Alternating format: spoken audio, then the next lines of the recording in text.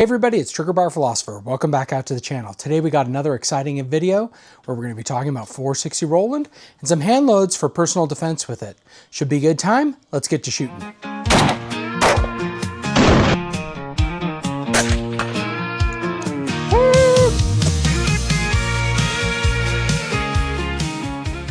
Whoa, Trigger Bar. Why are we talking about personal defense with a 460 Rowland cartridge?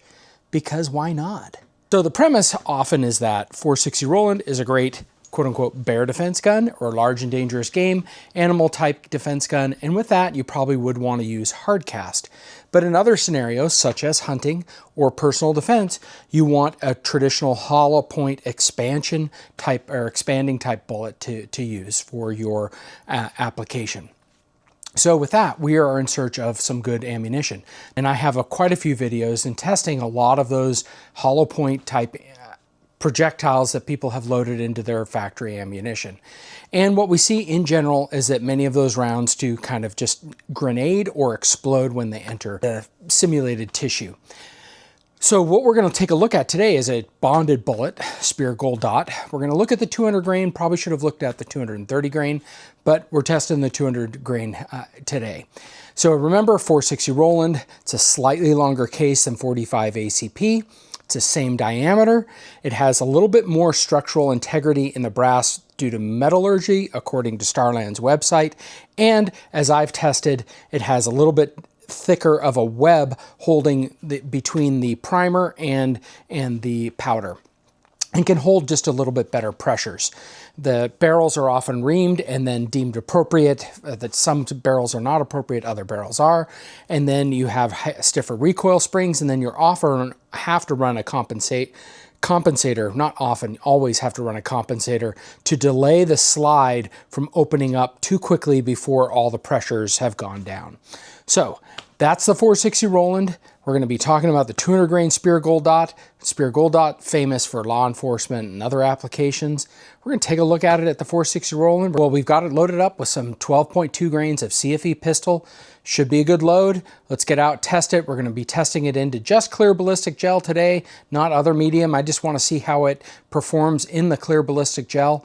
And then we're going to be doing some of our velocity testing and some of our accuracy testing, just overall see if these cartridges run in my two guns, which are the FNX Tactical 45 and the LC Carbine, chambered in originally 45 ACP, but I bought it from the folks at 460 Rowland that had rechambered it for 460 Rowland. So those are our two guns. We're going to see if they function. I've had problems in the past with the rifle. Hopefully it works out today. Should be a good time. Let's get shooting. All right, now I have the Speer Gold Dot 200 grain loaded with 12.2 grains of CFE Pistol out of our 460 Rowland FNX Tactical. Got our Garmin set up. Just clear ballistic gel down there. Let's see what we can do in capturing this.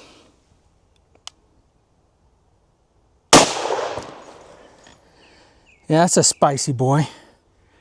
Could definitely feel that. Wish I could capture some of this brass. So 925, not overly spicy.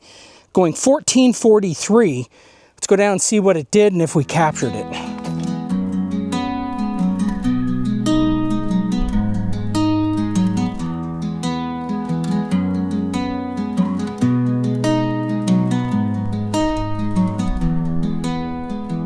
Okay, boys and girls, this is what we call a science project.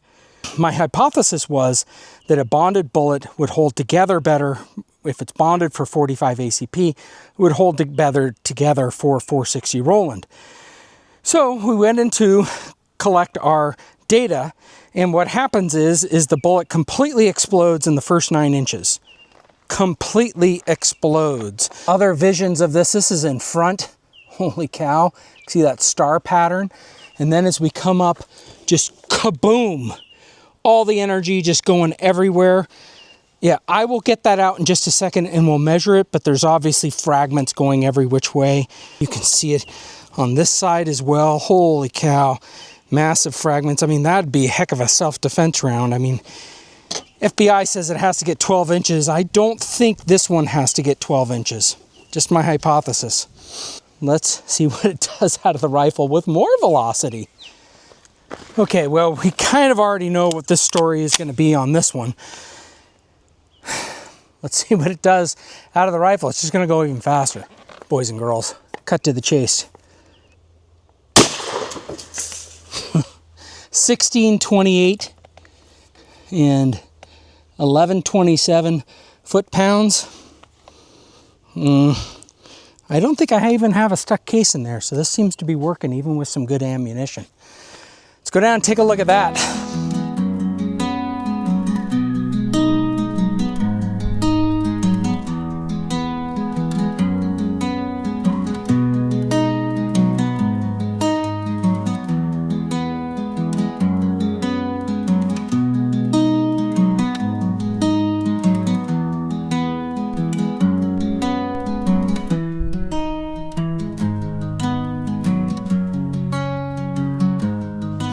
Okay, well, our updated hypothesis was that it was going to do even more expansion, and that's true. Look at this thing. I never thought a Speer Gold Dot as a fracturing bullet, but that thing fractured. Look at the size of that energy dump. It's only getting 8 inches of penetration, 8.5 inches of penetration. The other one got just a little bit more, but dang! Take a look at it from this side angle over here. You can just see it's just, sorry, my blocks are dirty, but it's just getting a lot bigger inside there. Just, yeah, explosions. Let's go up over the top. Can't really see it, but yeah, there's just tons more fragments coming off of that. Dang, that's pretty cool.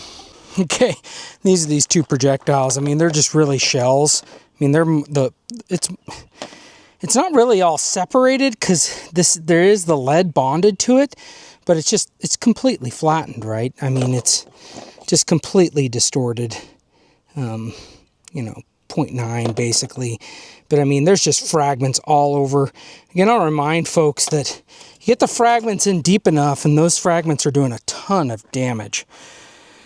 So, yeah, I mean, would be good maybe to have clothing in front of it because I guess the question is, would the clothing clog it for a little bit? That'd be good to slow down the expansion just a touch. But yeah, I was hoping that this Speer Gold Dot would be better. I mean, it's a cool round to see gel test with. That's fun. I like it for that, but it's not. I would like more consistent expansion to further out, right? Like more traditional hollow point expansion.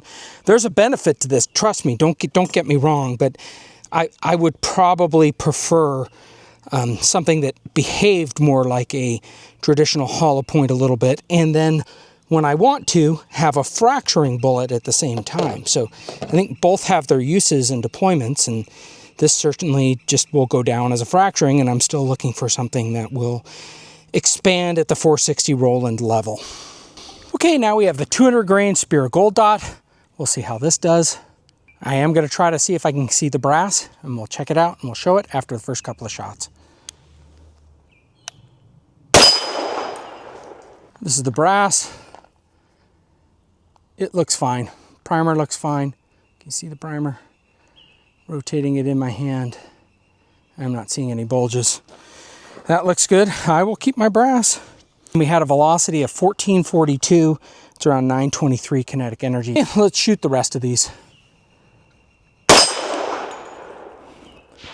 1464. 1425. Target's spinning. No, it's moving. 1441 and 1461. See if we can grab those cases, and then let's see if we can get our session summary. Okay, cases are all here, and they all look fine. I'm not seeing any bulging on them. It's a good load. Okay, now we have a Speer Gold Dot with the rifle. I am going to try and catch the first few cases, so here we go. All right, let me just go see that. We had a velocity of 1602, and we are unsafe. 1140 kinetic energy foot-pounds. The case looks great. We'll do one more. I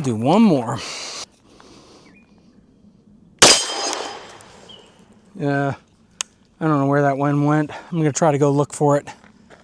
Okay, well, I wasn't able to find that one. There were some leaves. I moved over to the side, and I flipped the camera around so you're not staring straight into the sun. All right, see what this one does. All right, let me go grab that one. 1646.7. That one seems to be good too. Okay, with the rest of them, should have 2 more. We'll just fire those. 1628 and 1646.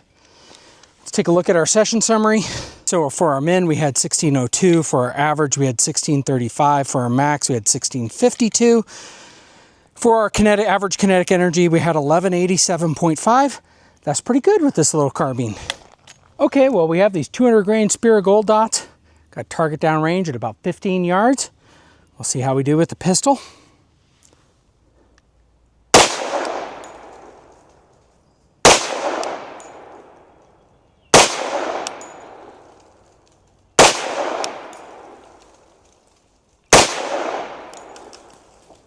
Okay, let's go down range, check it up. Looks like I got some vertical stringing going. Yeah, so 1, 2, 3, 4, 5, 6. Looks like I can't count. Oh, actually, that was a pasty that blew off from this shot. So there are 5 shots. Not bad. Yeah, whatever. That's what's happening at 15 yards for me. Well, we're going to see how we do at 15 yards with this PCC. A little high. I'm going to aim for a different part of the target. Here we go.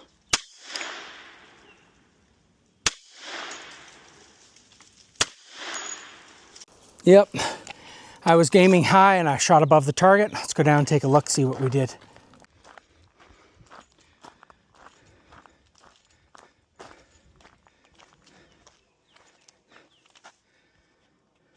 Okay, well, these are the 4 that we hit. This is the one flyer. And this was from another shot that I thought I missed my target on when I was testing some 380 ACP, and I didn't miss. That makes me feel special.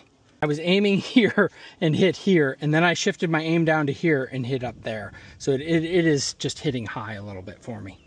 Okay, well, that was kind of a fun result. Certainly not what I was hoping for when I look at a bonded hollow point. And why I chose it was so that it wouldn't grenade and explode like that, but it did.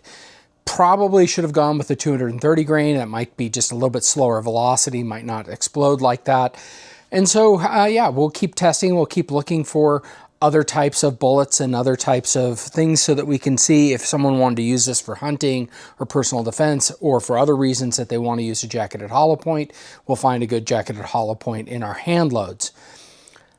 I thought that, you know, even with that said, that would be for like personal defense, that would be a nasty wound. That's 8 inches of a massive cavity in there. And you're not getting up from that because all that energy dumped in 8 inches.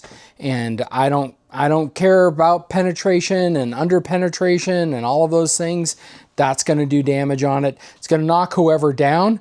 If they're able to survive, if some of their vitals survive, sure, but if for personal defense, you're going to be able to get away.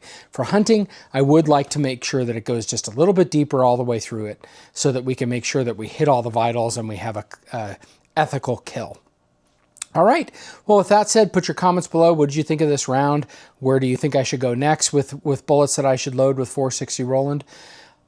I'm super energized by this cartridge and these 2 rifle, the rifle and the pistol, and the opportunities that they present. I think it's a fantastic capability, but I want to hear from you. What do you all think? With that said, hope everyone has a great week, and let's get to shooting.